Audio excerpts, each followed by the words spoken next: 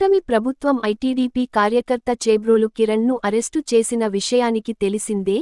అయితే గత ప్రభుత్వంలో కొందరు నేతలు టీడీపీ, జనసేన నాయకులను నీచాతి నీచంగా తిట్టినప్పటికీ అంటిముట్టనట్టుగా ప్రభుత్వ తీరు కనపడింది. కాని ఇప్పుడు కూటమి ప్రభుత్వం ఎలాంటి నాయకులైన, ఏ స్థాయి నేతలైన వారు, ఏ పార్టీ వారైనా ఉతికి ఆరేస్తాము అనేటువంటి సంకేతాలు కిరణ్ అరెస్టు విషయంలో స్పష్టంగా కనిపిస్తుంది. గత ప్రభుత్వ ఎమ్మెల్యే స్థాయి నాయకులు కూడా నోటికి పని చెప్పినవారు చాలామంది లిస్టులో ఉన్నారు.